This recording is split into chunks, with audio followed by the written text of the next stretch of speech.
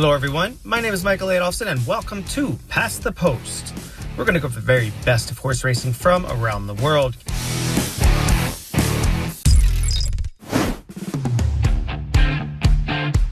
Kicking off with one of the biggest races of the year anywhere, the prestigious Epsom Derby over at Epsom Downs. This English equivalent of every derby around the world is the most prestigious, over 12 furlongs on that unique Epsom racecourse, and just for those 3-year-old colts.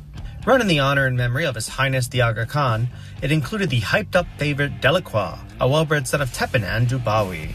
But in the end, it would be his stablemate Lambourne who would take the spoils, going wire to wire and staying fashioned by a widening 3 3/4 lengths as the 13-2 third choice. Wayne Lordan, always a second jockey at Ballydoyle, finally got his flowers.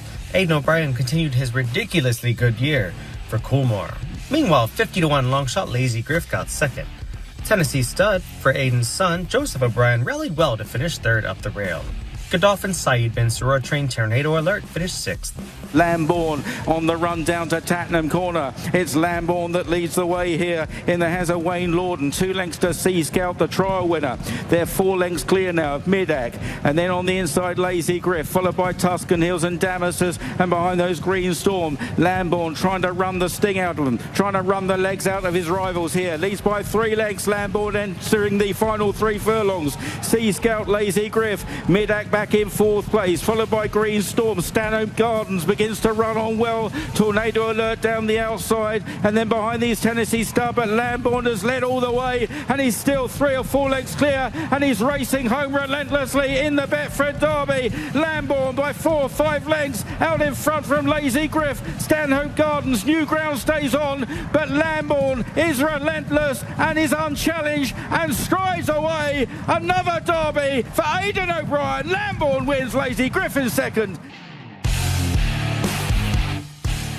Wayne kept it so straightforward. He did 2 very good runs this year, second to Delacroix, Leopardstown, then he went 1 in Chester. So over 1.5 miles. Ryan loved him that day, but obviously he couldn't ride them all. He had to pick one. But he's a lovely horse. Wayne was very good on him. He gave him an excellent ride. He was got the fractions right. He got him out, got him into a great position, got him relaxed, and he was never going to give back an inch really when he was getting it. So it was always going to be very difficult around there.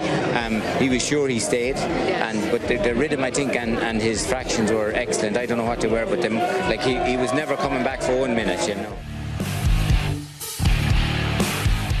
The second big Group 1 of the weekend over at Epsom Down was the Coronation Cup, which took place on Friday over that same 12-furlong distance and trip for 4-year-olds and upwards. 7 went to post, topped by Hong Kong Vase winner Giavolotto, St. Ledger winner Jan Bruegel, and Shima runner-up Calandagan. Jan Bruegel would not be denied, winning by a half-length after battling Calandagan. Ryan Moore got the win for Aidan O'Brien and Coolmore as he 10-3 second choice. 8-13 favorite Calandagan, always a bridesmaid it seems, finished second once again. Giavolotto was third. Another St. Ledger winner, Continuous, rounded out the top 4, while Godolphin's Ancient Wisdom was a disappointment in 5th. About to swing left-handed when they turn in, 3.5 furlongs left to cover, and it's still Continuous and Wayne Lordan from Ancient Wisdom and Will Buick in second place. Then You Got To Me, Jan Bruegel and Ryan Moore. Now Calandagan moves up into 5th place, just to the inside of Belmont Justin, and finally Giavolotto down the home run inside the 3. Continuous taken on by Ancient Wisdom. They've got a couple of lengths on Jan Bruegel. Here comes Calandagan down the outside, just running down the Canberra a little bit there, and Mikel Barcelona pulled his whip through as Jan Bruegel now takes it up under Ryan Moore. Calandagan into second. They're getting away now from Giavolotto. Staying on in third, Jan Bruegel is being cut back by Calandagan inside the final furlong. Calandagan draws level with Jan Bruegel. They race up towards the line. It's neck and neck, stride for stride. Jan Bruegel is just doing enough. Jan Bruegel won the Coronation Cup. The third Group 1 of the weekend over that 12-furlong course and distance at Epsom was, of course, the English Oaks. This Epsom Classic shaped as a wide-open affair on paper, but in the market it was dominated by Godolphin's 1,000 Guineas winner Desert Flower for Charlie Appleby. But she would not have enough to reel in Minnie Hawk in the end, who won by a neck after battling her stablemate Whirl. Aidan O'Brien, of course, trains this one for Coolmore. Desert Flower had to settle for third, while Shadwell's El Wateen was 7th of the 9 runners. and Whirl leads the way, tracked through by stable companion Mini Hawk, Whirl and Wayne Lorden, Mini Hawk and Ryan Moore. Now William Buick is asking Desert Flower to try and go with them. We Might Take the Long Ways on the outside. Wider still is El Wateen. Desert Flower shifting off the rail under pressure now. On the outside, Killing Queen Revoir is running on well as Mini Hawk draws up alongside Whirl, chased by We Might Take the Long Way, and Desert Flower inside the two. Revoir is out wide, and Mini Hawk just goes on into the lead from Whirl. These two battling it out. We Might Take the Long Way, and then Desert Flower, who needs to find a lot more as they race inside the final furlong. Mini Hawk on the near side of Whirl. Mini Hawk near side, Whirl far side. Mini Hawk a nose in front of Whirl. Whirl won't go down without a battle, but it's Mini Hawk. Mini Hawk wins the Oaks. She began well, travelled strong early. I just wanted to make sure I was in a position where I could do what I wanted when I wanted. She just travelled a bit too strong, then she just fell asleep on me then. So I asked her to relax and she went to sleep. And also, filly up front's a good filly. She was kept building the whole way. And I just had to ask her to go to the filly, and she quickened up to her very, very smartly, got there easy, and then waited with me. And then Well came back, and she just found a little bit more. I think she'll improve with experience, and she'll be, as far as three-year-old fillies go, she's very good. There should be Irish Oaks, Nassau, that sort of thing, and see where we go from there. She's lightly raced filly. That was only her fourth run, so she should improve. Other stakes to follow over at Epsom. We had the listed Surrey Stakes on Friday. 7 furlongs, 3-year-olds were up.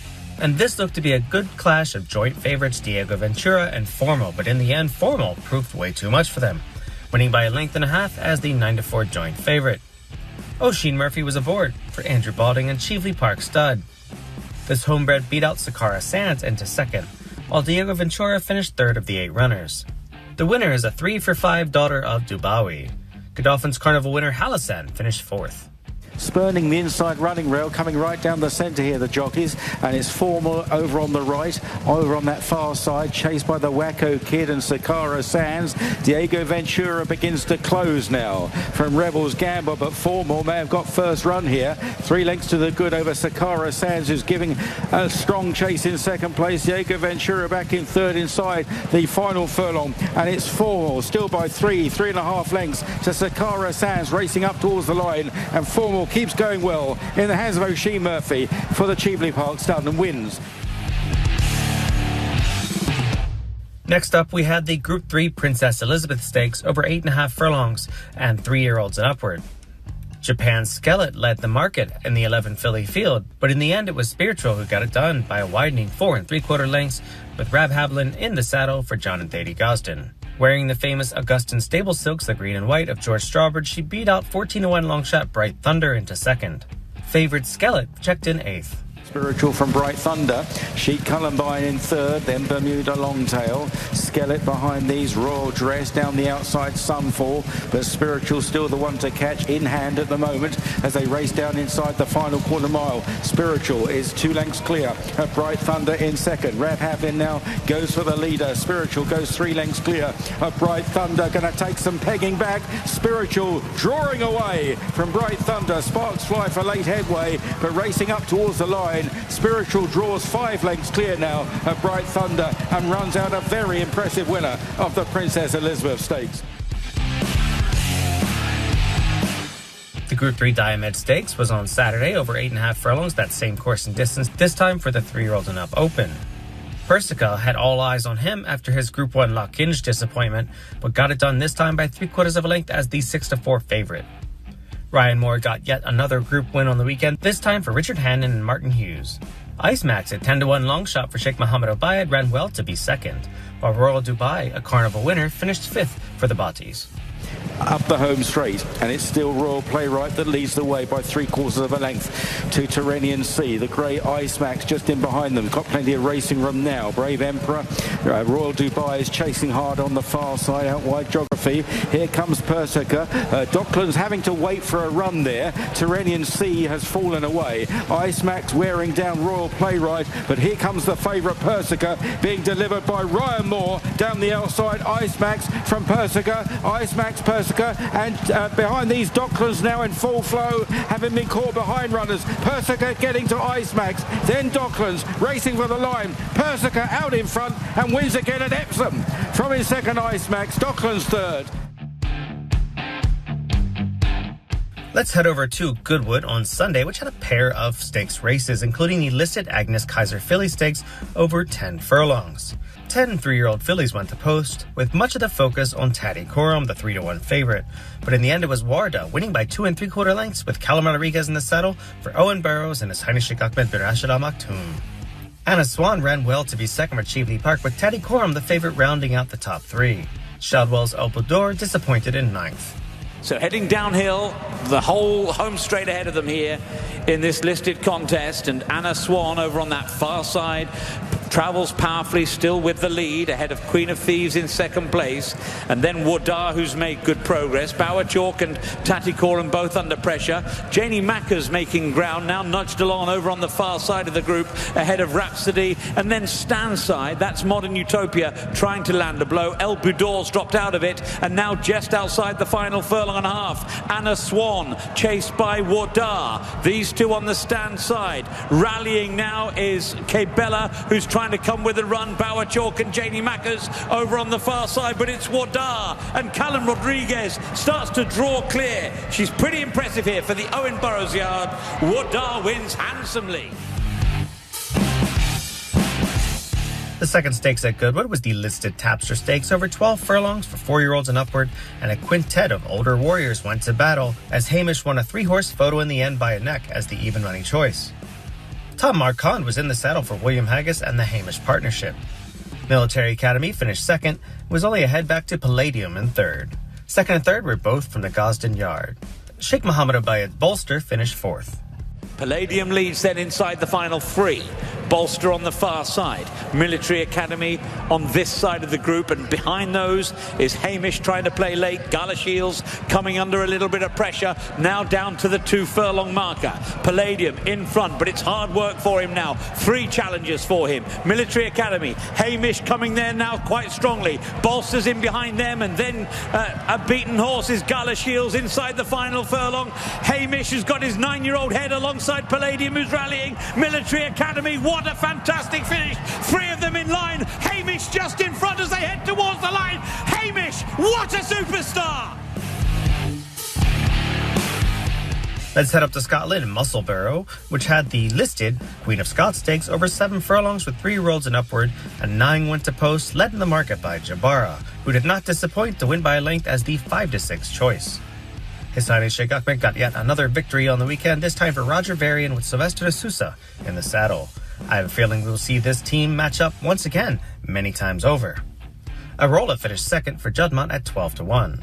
The winner by Exceed and Excel was bred by Godolphin. And up front, Fiery Lucy on the right. The middle, Jabara. Far side under pressure is Stop the Cavalry. And they've gone on to Perfect Part. Then comes Arola. Queen's Reign can't go on. Jabara now driven with a furlong to go, but she leads. It's Jabara in front by 1 length. To in second place, Fiery Lucy. Arola is looking for an out. Down the outside, Perfect Part running a big race. Jabara from Arola, who's got out. But it's Jabara's race again. Jabara wins.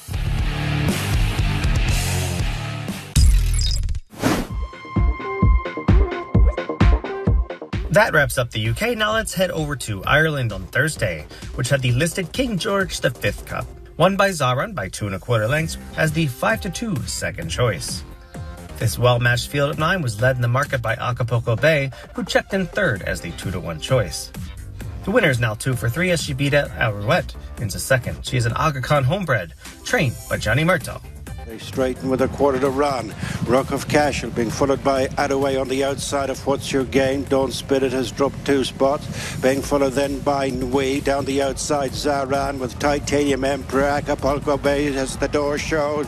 Racing inside the final 200 yards. Adaway is headed now by Zaran. Zaran has come from last to first and is set to double his career total in the King George V Cup. Another stakes on Thursday at Leopardstown was the listed Glenkaren Stakes, a 9-furlong 3-year-old and up affair with a field of 7 that clashed and led in the market by Green Impact. The favourite did not disappoint, winning by a half length as the 11-8 choice, with Shane Foley in the saddle for Jessica Harrington. Mark Chan owns this one, who beat out Goodwood into second with Azada, finishing another 3 lengths back in third.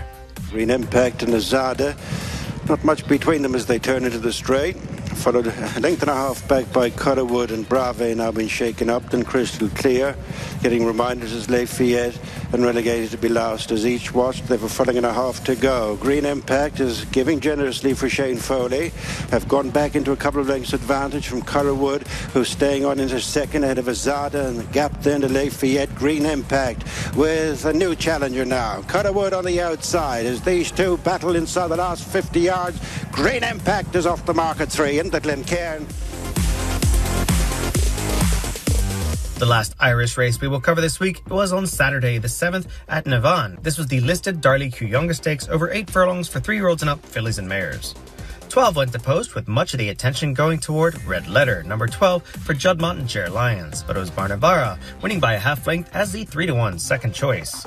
Once again, it was Shane Foley and Jessica Harrington getting their second win as a team in a stakes race on the weekend. Alpha Racing owns this one, who beat out the even money favourite Red Letter. The Lara rounded out the top 3.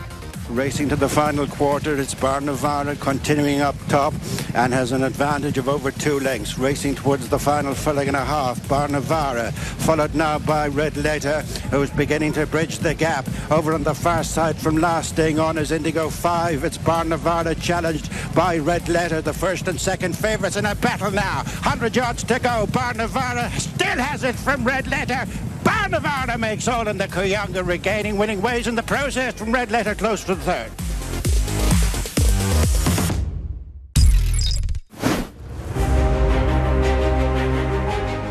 The last place we cover this week is Saratoga in the United States, which had a plethora of stakes races for the Belmont Stakes Racing Festival. The Group 3 Wonder Again Stakes kicks things off on Saturday. It was rained off the turf and onto the dirt, and the distance was changed to 8 furlongs, but the favourite won nonetheless.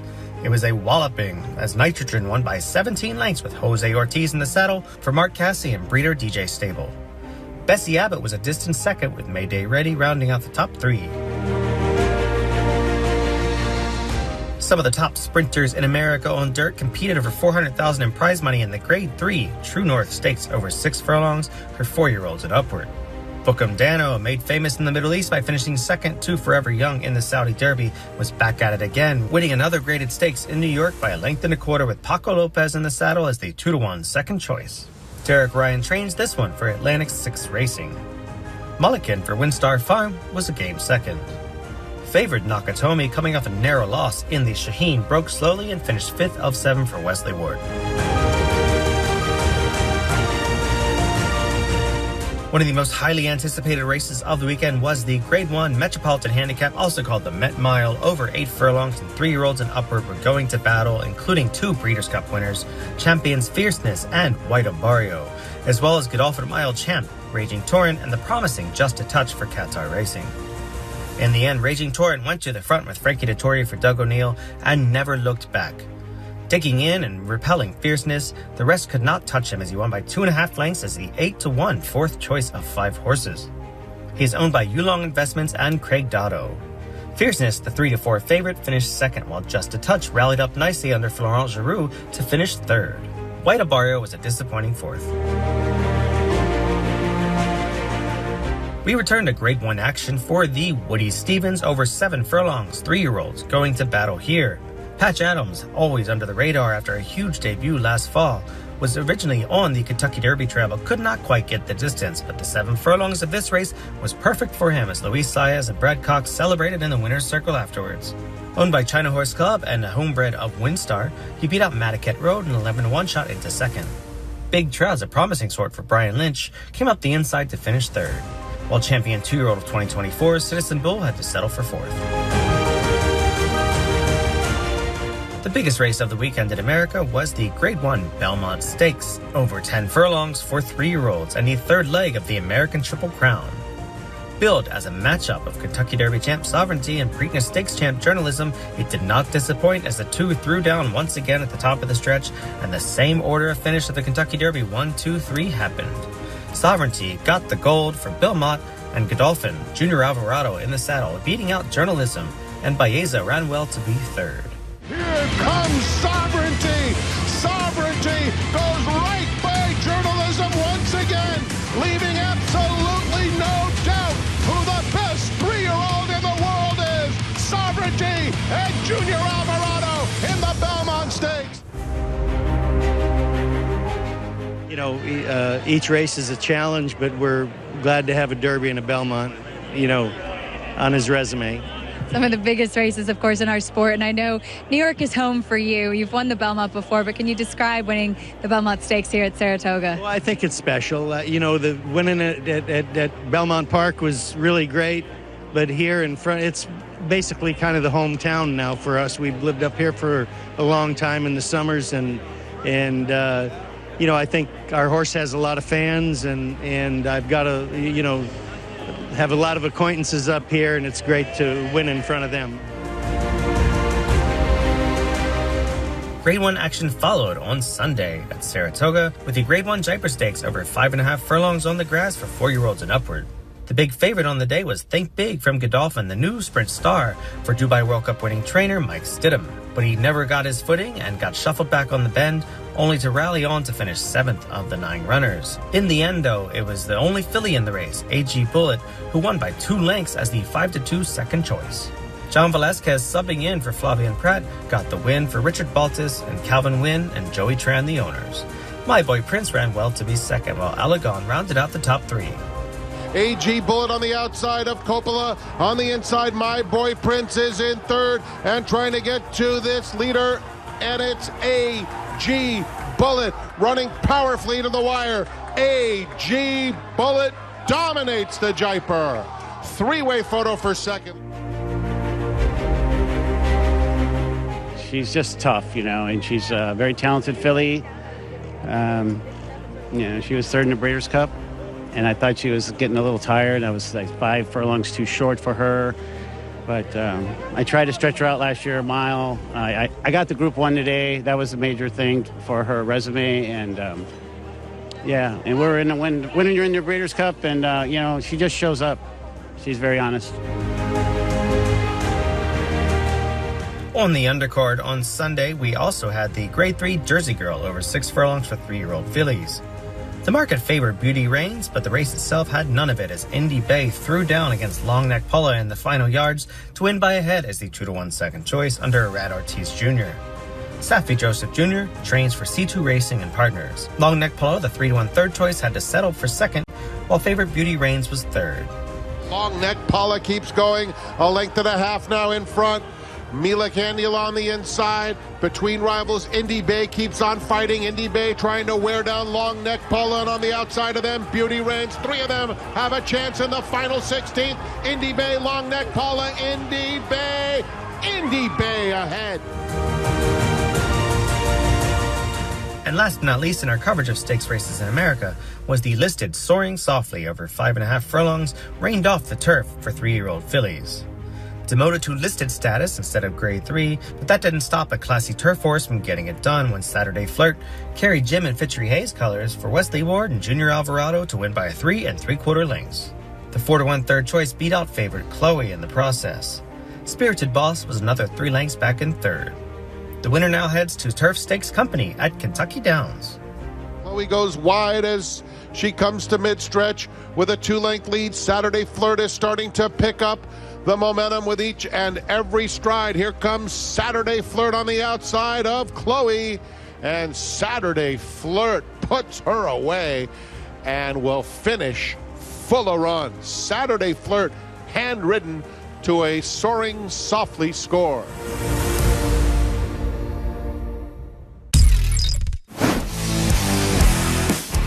Coming up this week, it is the French Oaks on Sunday over at Chantilly. Always an exciting race.